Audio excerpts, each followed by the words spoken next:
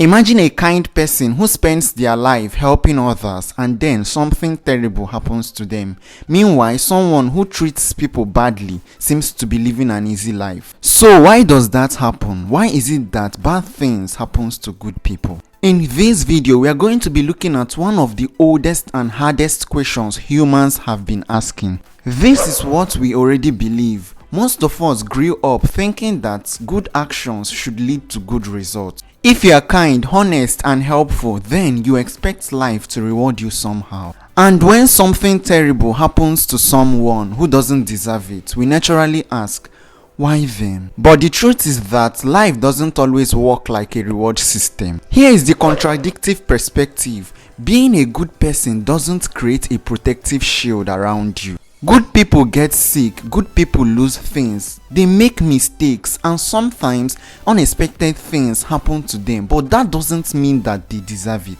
It means that being a good person and having a complete easy life are two different things. Now think about it like this. A good driver can still get stuck on traffic because being a good driver doesn't mean you can control all other cars on the road.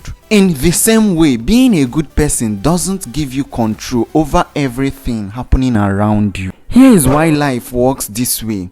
The world is filled with millions of people making decisions, nature constantly changing, and unplanned events are happening. Sometimes those things affect us in such a way that we never expected. And that is why you shouldn't always think, oh, because something bad happened to this person, it means this person have done something bad. That is called blaming the victim, and it can be deeply unfair because a person can do everything right and still experience something painful. People have tried to answer this question for thousands of years. Some religious traditions are suffering through ideas like free will, human imperfection, or a larger order purpose. Philosophers have offered different explanations. Scientists can explain many causes of suffering, but science can't still tell us that every painful event has a special reason behind it. And honestly, sometimes we simply don't know why something happened.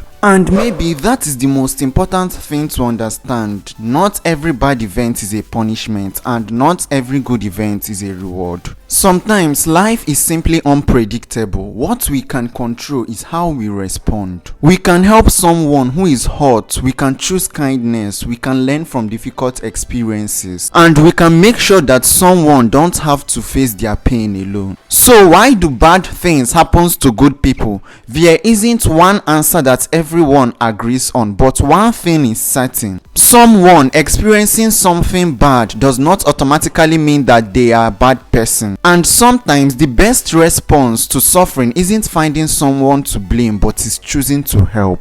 So if you love this video, give it a thumbs up and subscribe to Learn with Victor for more psychology videos every week, Wednesdays and Saturdays, 6 p.m. Nigerian time. And yes, I know you'll be curious to watch this video where I talked about the reason why we humans make bad decisions even knowing the right path.